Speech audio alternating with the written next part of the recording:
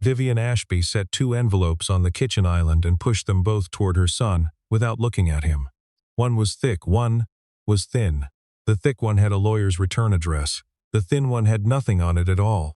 "Your grandfather's condition," she said. "Either you're engaged by the end of the month, or the Ashby Foundation goes to your cousin Raymond. Every board seat, every endowment, everything your father built." Then she picked up her coffee and walked out of the room. Liam Ashby did not touch either envelope. He was 38 years old. He had run the Foundation's medical research division for 11 years. He had published 14 peer-reviewed papers on pediatric cardiac intervention, sat on 2 federal advisory committees, and once spent 36 hours in a surgical suite in Haiti after a hurricane.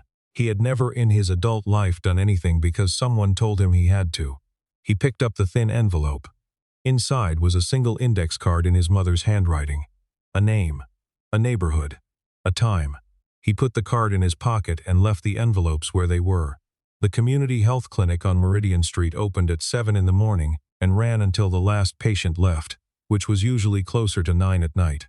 It occupied the ground floor of a converted hardware store, and you could still see the ghost of the old sign through the paint on the front window if the afternoon light hit it right. The waiting room had 12 chairs, a fish tank with 1 fish in it, and a rack of pamphlets in 4 languages.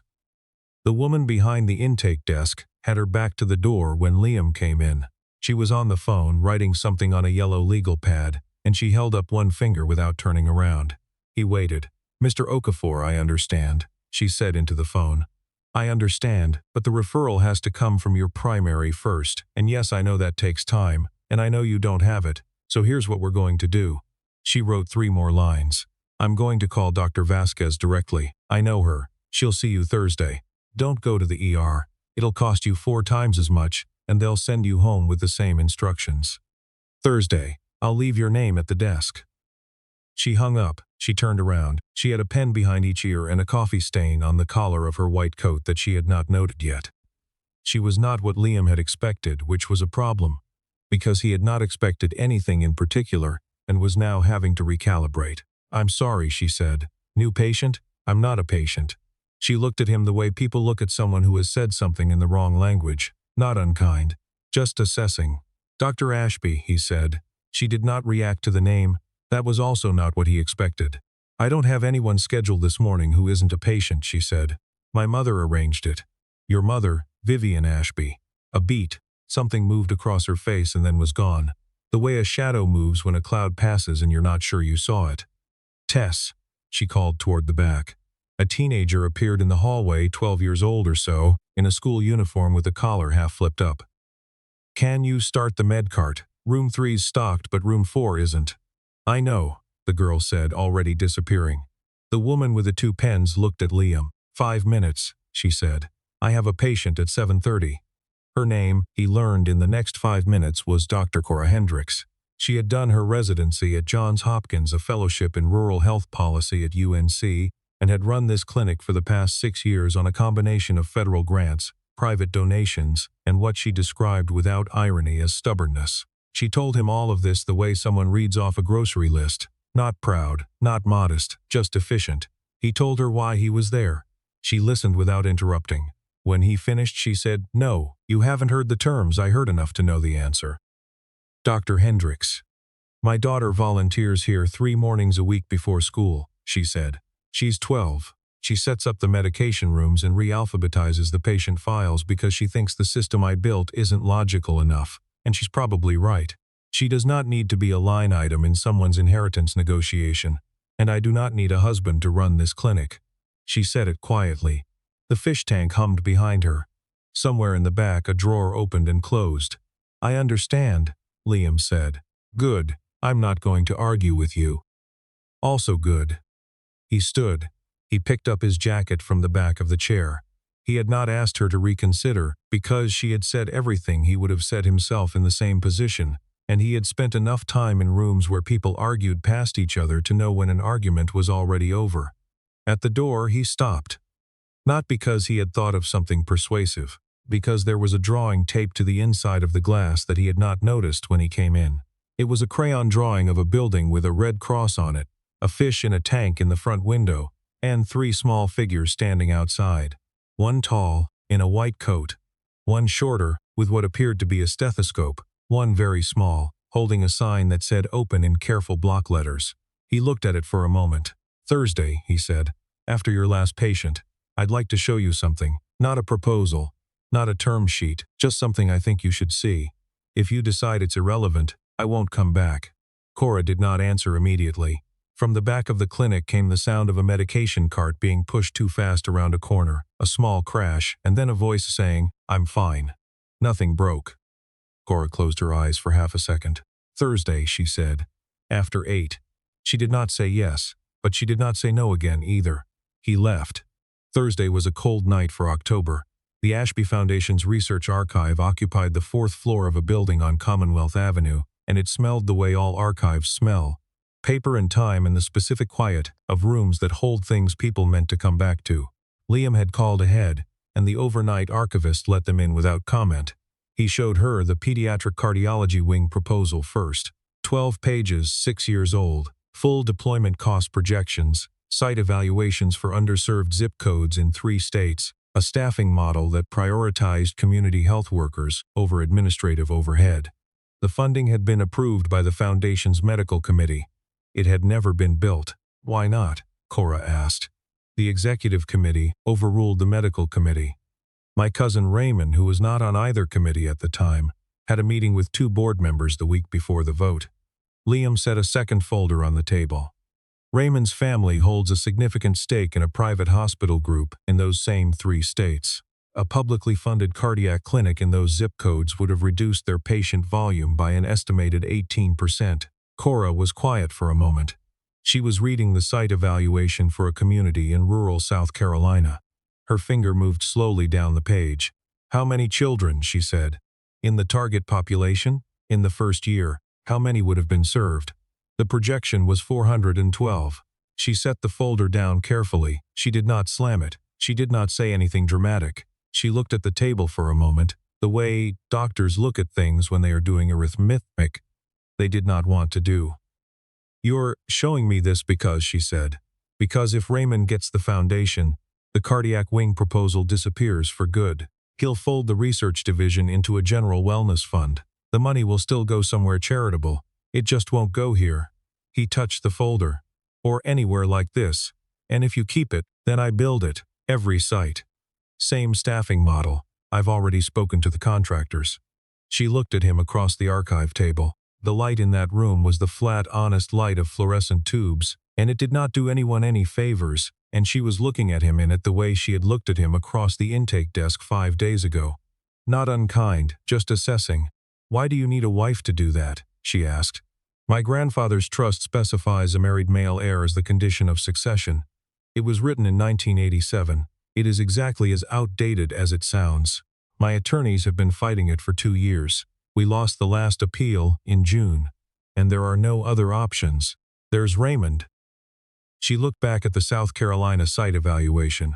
"I have a patient tomorrow morning at 6:45, she said. "She's been coming to the clinic for 11 years. She has a heart condition that should have been caught in her 30s, that wasn't because she didn't have insurance in her 30s. And now she's 62. And she comes in every 3 weeks. And she brings me tomatoes from her garden in the summer, because she says it's the only way she knows how to say thank you." She looked up. "I'm not telling you this to make a point. I'm telling you because I want you to understand that I cannot afford to be wrong about people. Not in my work. Not in—" "I understand. You don't yet," she said. "But I think you might." She stood up. She put on her coat. She did not give him an answer that night. He did not ask for one. He saw her again the following Tuesday, though neither of them had planned it.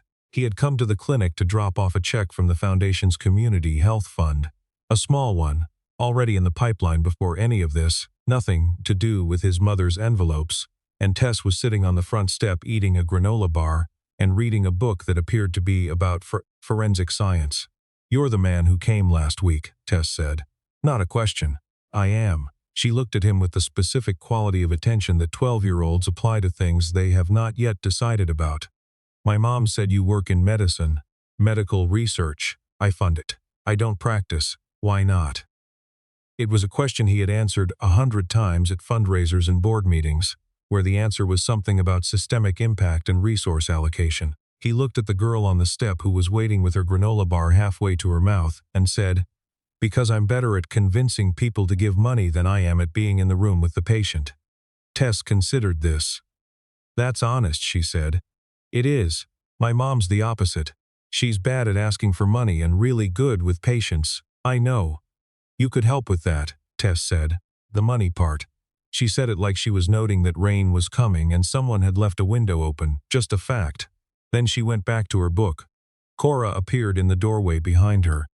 She had clearly not expected him. She looked at Tess, then at him, then at the envelope in his hand. He held it up. "Already in the pipeline," he said. "Nothing to do with the other thing." She took it without comment. She looked at her daughter. "Did you eat lunch or just that granola bar?" "This is lunch, Tess. It has protein. It has the word protein on the package. Come inside." She held the door. Tess went in, still reading. Cora looked at Liam for a moment. "Thursday evenings," she said. "Tess has a science program at the library. I have 2 hours." He said, "I'll be here." They met 4 Thursdays in a row. They did not discuss the foundation again. They talked about her clinic's patient data and what it revealed about the intersection of housing instability and chronic illness. They talked about a federal grant she was trying to write and the specific torture of federal grant language. They talked about his father, who had died when Liam was 26, and who had built the foundation from a personal inheritance into something with actual reach, and who had left behind a will that said, essentially, keep it in the family, and a grandfather whose trust said, essentially, keep it traditional. And the collision of those 2 documents was the thing Liam had been quietly managing for 11 years. On the 4th Thursday it was raining and the library program had been moved indoors, and Cora had brought coffee in a thermos that was slightly too hot to drink comfortably, and they were sitting in her car outside the clinic because there was nowhere else to go. And she said, "Tell me about your son." He had not mentioned his son. He said, "How did you know?" "Tess found you on the foundation's website. There's a photo of you at a gala from 2 years ago with a small boy on your shoulders. His name is Birch," Liam said. "He's 7. His mother and I were together for 4 years. We were not a good match in any of the ways that matter long term, and we both knew it by the time she was pregnant, and we both tried anyway, and I don't regret any of it because of him. She lives in Portland now. He spends every other month with me." "What is he like?" Liam was quiet for a moment. Outside, the rain came down in long, even sheets. "He keeps a notebook," he said, "not for writing, for collecting leaves, feathers, interesting pieces of bark. He tapes them in very carefully. He labels them in handwriting I can barely read. He has opinions about birds that he will share at any length with anyone who stands still long enough." A corner of his mouth moved. "Last month he informed the woman behind us in line at the grocery store that the bird on her tote bag was anatomically incorrect. She was very gracious about it." Cora was quiet for a moment. Then she said, "Tess has an 11-year-old's complete confidence that she will be a forensic pathologist, and she has been telling me the cause of death for every person who dies in any TV show we watch together for the past 2 years. She's right about 60% of the time, which I find both impressive and unsettling." Liam said, "I think our children would get along." "I think so too," Cora said. "That's the part that worries me." He looked at her. "Not the getting along," she said. "The after. When things change and the getting along stops." She wrapped both hands around the thermos. Tess's father left when she was 3, not because he was a bad person. He was not a bad person. He just found that fatherhood was not what he had pictured, and he is the kind of man who is better at moving toward things than staying with them. She does not talk about it. She has not talked about it in years. But I know the particular way she looks at men who come into her orbit and then disappear. I know it because I learned to recognize it the hard way. The rain was very loud on the roof of the car. Liam did not say anything reassuring. He did not say that things would be different. He did not say anything at all for a moment, because she had not said it to get reassurance, and he had spent enough time in rooms with people who needed to be heard to know the difference. "I hear you," he said finally. "I don't have a promise that covers that. I wish I did." She looked at him. "But I'd like," he said, "to give you the chance to find out." The arrangement they agreed to was not a contract. She was specific about that. 6 weeks. They would appear together at Foundation events as necessary. Nothing would be announced to the press.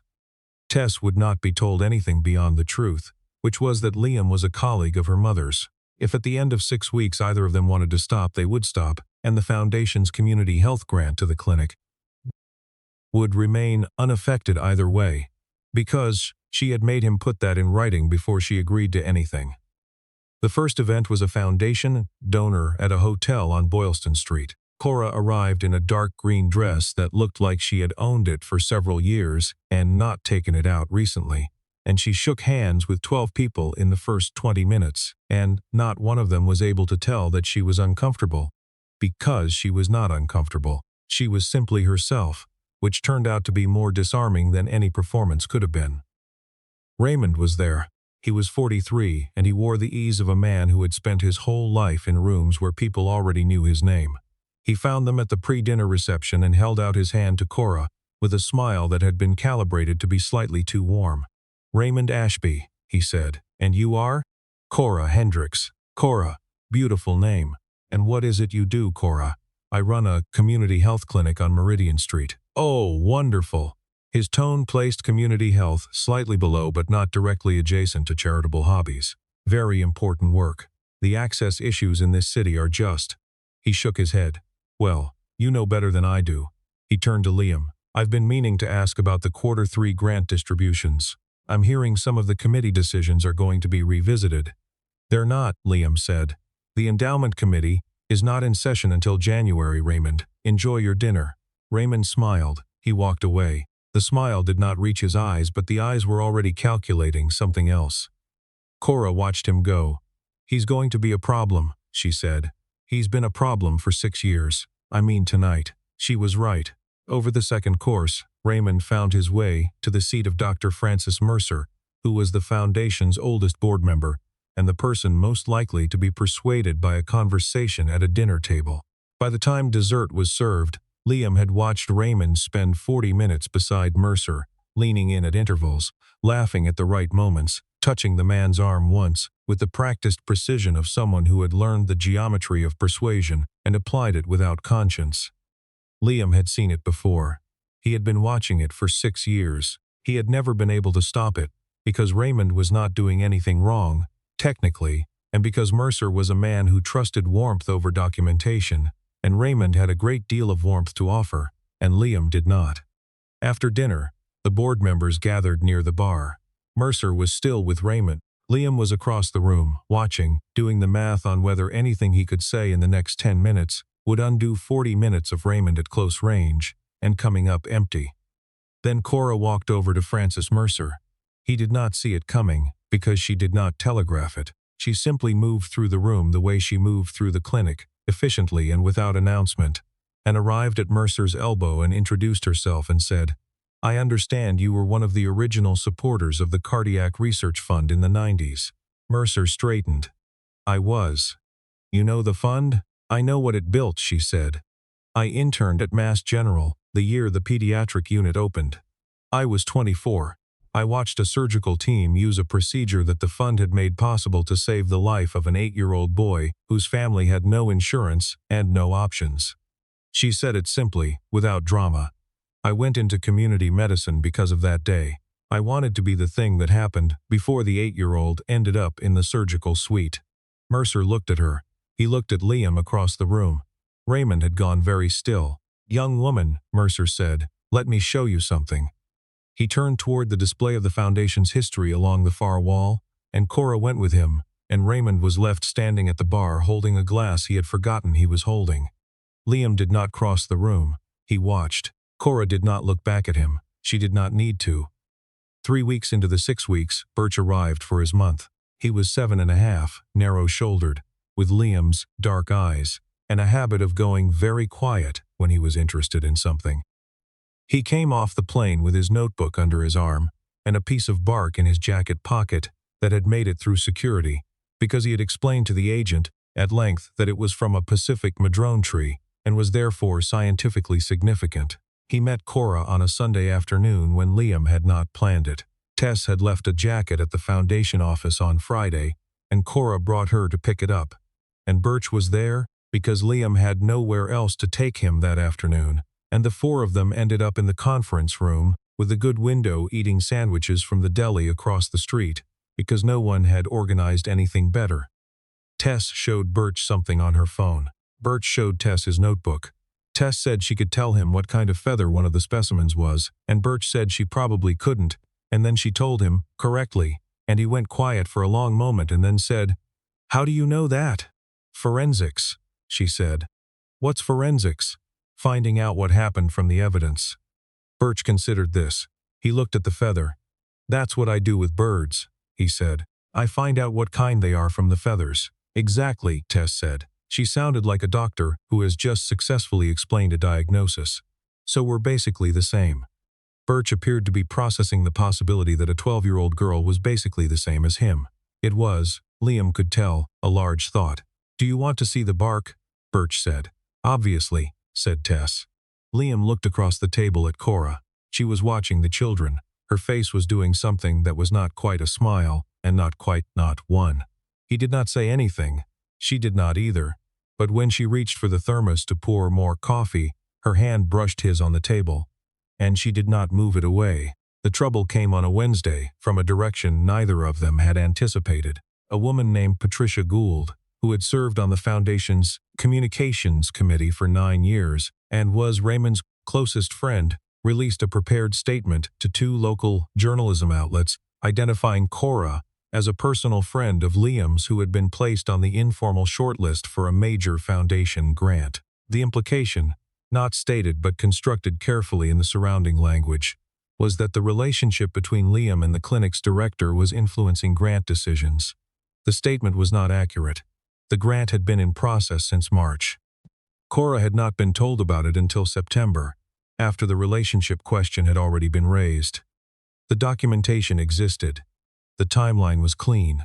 None of that mattered by noon Wednesday because the headline had already been written and the implication had done its work. Cora called him at 12:43. "I want you to know," she said, "that I did not agree to any of this so that someone could use my clinic as a weapon against you. I know, and I want you to know, that if you think the correct move right now is to distance yourself from the clinic publicly, I will understand that, and I will not hold it against you, and the grant situation can be handled on its own merits." "That is not the move I'm considering," he said. A pause. "What move are you considering?" "I'd like to show the board the grant timeline, and then I'd like to show them the cardiac wing proposal from 2018. And then I'd like to let them draw their own conclusions about who in this organization has a pattern of using charitable resources as leverage." Silence for a moment. "That's a bigger conversation than this situation requires," she said. "I know." Another pause. Liam. It was the first time she had used his name without any of the careful professional architecture around it. He noticed. He did not comment on it. "Are you sure?" she said. "I've been sure for 6 years," he said. "I just needed a reason to stop waiting." He spoke to the board at the November meeting, which was the last regular meeting before the trust deadline. He had asked for 30 minutes at the end of the agenda. Raymond was there. Patricia Gould was there. Mercer was in the second row, which was as close to the front as he usually sat. Liam did not bring notes. He showed 3 documents: the cardiac wing proposal, the 2018 communications between Raymond and the 2 board members who had voted against it, which the Foundation's attorney had located in the administrative archive on a Monday morning that had been, Liam acknowledged, a long Monday morning, and the private hospital group's public investor filings from the same year, which showed the geographic overlap between the planned cardiac clinics and the group's existing facilities. He did not say Raymond had done anything illegal. He did not have to. He said that the Foundation's purpose was stated clearly in its founding documents, that those documents described a mission of access and equity in medical care, and that any use of Foundation resources or influence to suppress programs that served that mission was a violation of the terms under which every person in the room had agreed to serve. He said it without raising his voice. Raymond began to speak. A board member named Adieze Okonkwo, who had been on the Foundation for 3 years and had rarely said anything at meetings, said, "Raymond, I think we need to hear this to completion." Raymond sat down. At the end, Mercer asked one question. "The cardiac wing proposal, is it still executable?" "The contractors are on standby," Liam said. "Subject to board approval, we can break ground in March." Mercer looked at the table. He looked at Raymond. He looked at Liam. "Call for a vote," he said to the chair. The vote was 8-3.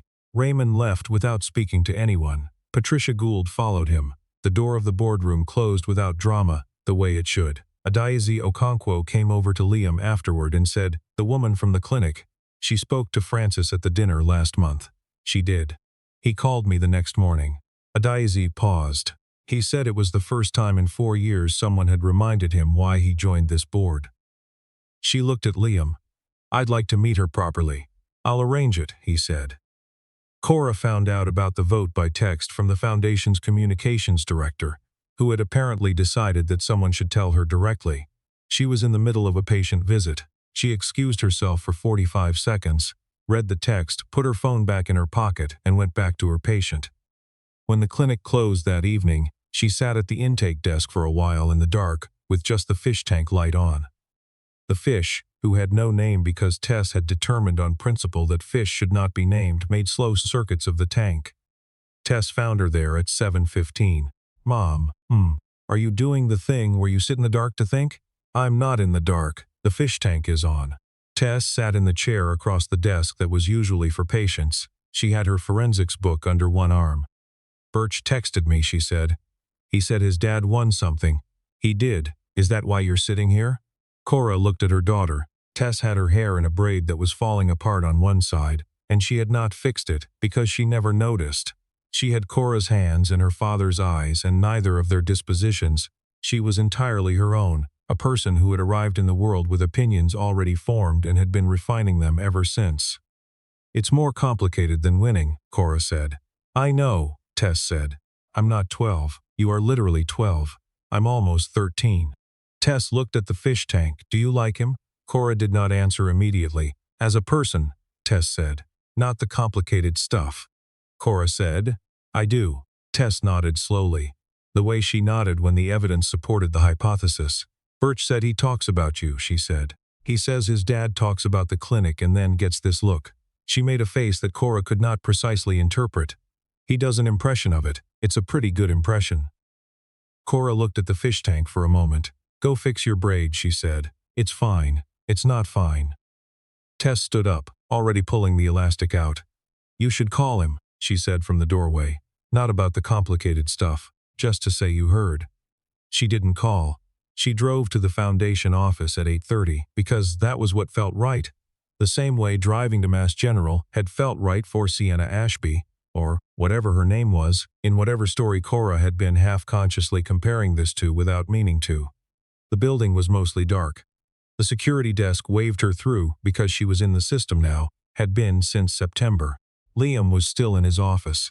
The desk was covered in folders, and he was standing at the window with his jacket off, and his sleeves rolled up and a pen in his hand he had clearly forgotten he was holding, looking out at the street below, where the last commuters were moving through the light rain. He turned when she came in. She said, "I heard. I was going to call you." "I know." She looked at the desk, at the folders, at the pen in his hand. "Is it done?" "The trust condition is met pending the documentation, which requires," he paused, "which requires an actual marriage." She had known this. She had known it for 6 weeks. Knowing it and standing in an office at 8:30 on a Wednesday evening with the rain on the window were two different things. "Birch," she said. "What did you tell him about any of this?" "I told him I was working on something important. I told him there was a woman I respected and a girl who knew more about bird feathers than anyone he would ever meet." He set the pen down on the desk. "I told him that if things went the right way, I hoped he'd have more time with both of them." Cora was quiet. "I'm not asking you to decide tonight," he said. "I know you're not. I'm not asking you to decide at all if—" "Lamb," she said. "Stop." He stopped. She picked up a folder from the edge of his desk, straightened it, put it back. It was a thing she did in the clinic when she needed a moment. Straightened something, organized something small. "Tess said I should call you," she said. "She's 12. She's usually right." "I'm annoyed that she's usually right. I know the feeling. Birch told me last month that I hold my coffee cup wrong." "How can you hold a cup wrong?" "According to him, by the handle. You're supposed to cradle the whole thing." For warmth, she looked at him. He looked back. The rain on the window was soft and even, and the office was very quiet. "There's a patient of mine," she said. 64 years old. She had a valve replacement last spring. She comes in every 3 weeks. She brought me tomatoes all summer. She paused. She asks me sometimes if I'm okay, not about the clinic, about me. And for a long time I didn't know how to answer that because I had gotten very good at making sure every other thing was okay and stopped keeping track of whether I was. Liam did not say anything. I'm telling you this, she said, because I want you to understand that I'm not. She stopped. I'm not making this decision for the clinic, or for the cardiac wing, or for the Grantat. I know, he said. I know that. She looked at him for a long moment. Where do you buy groceries? She said. He blinked. I'm sorry. Groceries. Where do you shop? There's a market on Tremont Street. Sometimes the one on. There's a farmer's market on Sunday mornings 2 blocks from the clinic, she said. It opens at 8. Tess likes the woman who sells honey. Birch, I suspect, would like the man who sells dried things in glass jars, because there are labels on everything. He was very still. Sunday, she said. 8 o'clock. Bring him. She picked up her coat from the chair where she had set it.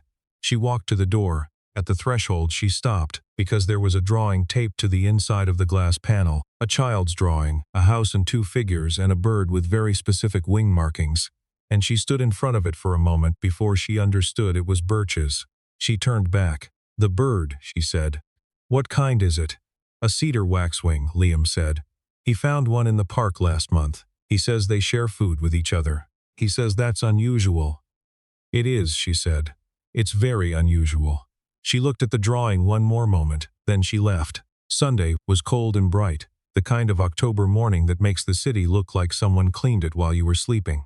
The farmer's market was crowded by 8:15, and Tess found the honey stand in 45 seconds, because she had been there before, and the woman who ran it had once let her hold a frame from the hive, which Tess described as the most exciting moment of the previous calendar year. Birch found the dried things in jars man in approximately the same amount of time, and stood reading the labels with the focused attention of a researcher who has been given unexpectedly good material. Calyx of hibiscus, he read. What's a calyx? It's the part of the flower that holds the petals, the man said. Like a cup. Birch looked at the jar. He looked at the man. Does it go in tea? It does. My dad drinks tea wrong. There's a wrong way to drink tea? There's a wrong way to hold the cup, Birch said. But the tea itself might be okay. The man looked at Liam. Liam shrugged with the expression of someone who had been having this conversation for 7 years and had made his peace with it. Cora was laughing. It came out before she could stop it, and it was the kind of laugh that surprised her. Not a polite one, not a professional one, just a sound that came because something was genuinely funny, and her body decided to acknowledge it without asking permission first. Liam looked at her. What? She said. Nothing, he said. I just haven't heard you laugh like that before. She looked away, at the market, at Tess holding a small jar of honey up to the light, at Birch now negotiating apparently for a sample of dried hibiscus. I haven't, she said. In a while. He didn't say anything to that, but he was standing close enough that when she stepped sideways slightly, their arms were touching, and neither of them moved away. Down the row, Tess held the honey jar out toward Birch, who was still in conversation with the jar man, and said something that made him turn and look and then nod with the solemn enthusiasm of a scientist who has just had a hypothesis confirmed. Tess looked back at her mother. She said nothing. She simply looked with the evaluating precision of a person who is almost 13 and has decided the evidence is sufficient, and then she turned back to the honey woman and pointed at a jar on the second shelf. Cora watched her daughter. Liam watched Cora. The market moved around them, ordinary and loud and smelling of bread and cold air and the particular sweetness of late-season apples. And Birch came back with a small paper bag of dried hibiscus calyx and held it up and said, Dad, it's a cup. The flower is a cup, I heard, Liam said. That's incredible. It is. Birch looked at Cora with the frank attention of a child who has not yet learned to disguise his assessments. You're the clinic doctor, he said. I am. My dad talks about the clinic, he said. He gets a look, so I've heard. Birch seemed to file this. He looked at the paper bag in his hand. Do you want to try some? He said. You could make tea, if you have a kettle. I have a kettle, Cora said. We could all go, he said. It was not complicated when he said it. It was simply the next logical step, the way all of Birch's steps were simply the next logical step, the way a child who keeps a notebook full of careful observations moves from one true thing to the next. Cora looked at Liam. He looked back. "We could all go," she said. They walked out of the market in the October light. Tess already ahead with the honey, Birch explaining the hibiscus to anyone who would listen, and behind them without ceremony or announcement, Liam reached for Cora's hand and she let him take it. And they walked like that, 2 people and 2 children in the middle of an ordinary Sunday. And it was not the end of anything. It was the beginning of something that neither of them had the words for yet, which was, after all, the only way the real things ever begin.